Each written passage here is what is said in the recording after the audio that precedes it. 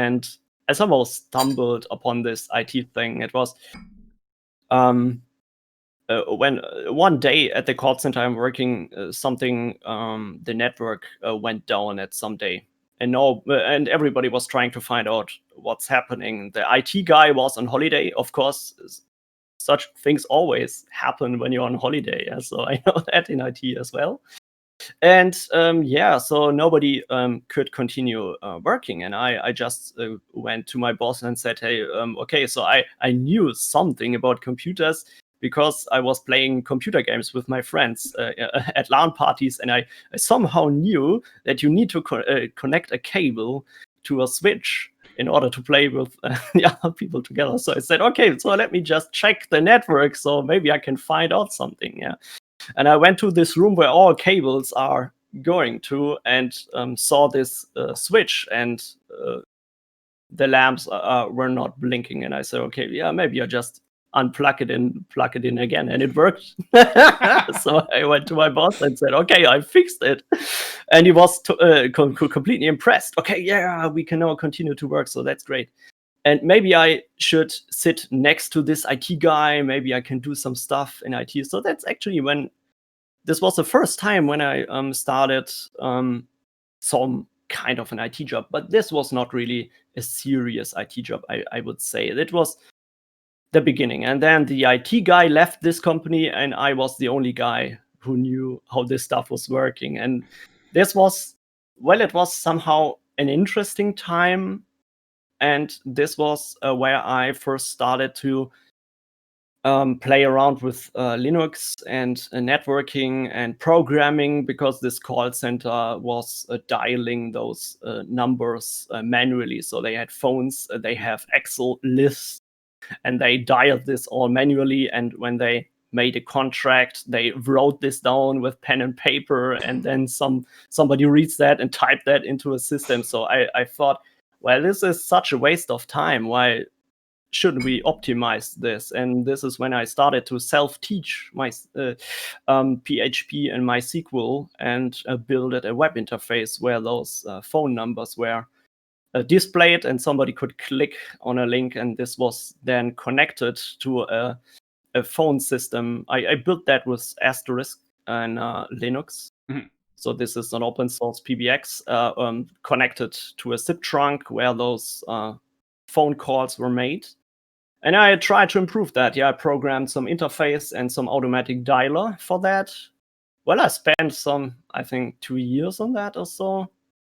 And that I also wanted to sell this software to other call centers, because I thought, well, this might be a good idea, yeah, so I could make some money out of it. But then I got ill, so that was pretty. I had something like a burnout, I would say, or something like this. So I surprisingly started to get panic attacks, and so that was pretty bad. And this was it took me 1 or 2 years to recover from that. And after that, I had nothing, because I really this was not a thing. I didn't want to work in a call center anymore. And I was again at the beginning. I tried to think what I should do, and then I tried to apply for an entry-level IT job. So this was like, I would say, an entry-level IT job. In Germany, you have those 3 years education you can take. So this was the opportunity.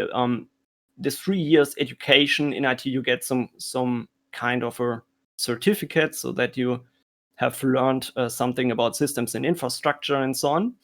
And this is pretty recognized in Germany. I don't think US also has something similar, but that's I'm not pretty too sure about interesting. the US.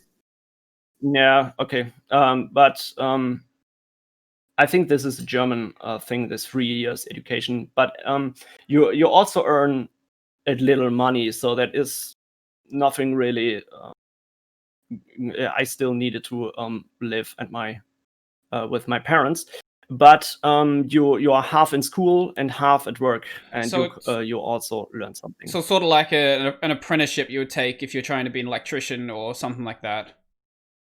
Yeah, exactly. This is something like this. And yeah, that is where I started this. And this was the first time where I really seriously got into IT. So then I worked for small and medium companies. So setting up networks, doing something with Windows servers, with firewalls, but also virtualization, Mhm. but mainly everything. So you also need to set up a computer, install Office, and connect this to Exchange servers. It's very interesting because you learn a lot, and you cannot really predict what happens. At one day, you go to one person who's having problem with his Outlook or something like this, and you need to restore some backups or something like this, or set up a printer. Yeah, somebody buys a new printer, you go to the customer, set up the printer, connect it. On the other day, you have a big migration. You need to sell a new server. You need to do an Active Directory migration and migrate the Exchange server and do a virtualization and backup stuff. So that can, yeah, it is completely different. Yeah. And Mhm. it's also challenging, but I learned so much because I've seen so many different systems. I started to work with networking, with firewalls. And I worked for this company 4 years or so. And Uh-huh. then I decided that I need to move on because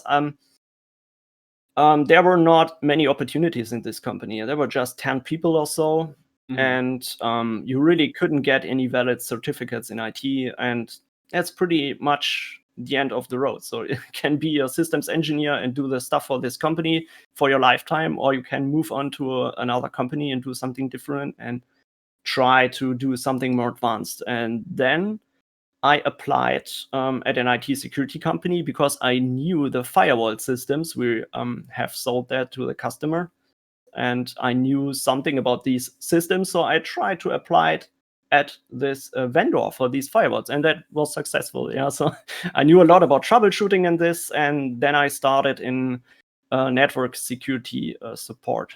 So, and yeah, for this company, I'm now working. I think 5 years or so. Oh, Yeah, wow. five. Yeah. I don't know, 5 years. Yeah, and I started in level 1 support, and then I achieved my first IT certifications in those vendor products, network security products, and then I moved on to another role as a technical account manager in this company. So now I'm managing um, bigger OEM customers. So that's mainly for the OEM division, where other customers integrate those products into their own stuff. So that's how I walked my way up, and that's, yeah, I think that's pretty interesting how that worked out, and yeah, I'm pretty happy with where I am now. So your start was sort of even further to the bottom than a lot of people were. Like a lot of people will be leaving like they'll like leave university or something. Like here's like a university degree that's not really worth much, but they at least have that. You sort of just started from absolute nothing. You just happened to like Yeah, come across, oh, here's a company that has their tech on holiday right now, and the you just turn the switch on and off again. It works. yeah. So that's crazy if you look at this. Yeah, Absolutely, yeah. You got to take advantage of any opportunity that comes your way, especially if you're in a dead end job like a call center. Like you're not really gonna get anywhere doing that. Like maybe one day you'll manage the call center, but that's about as far as you get doing a job like that.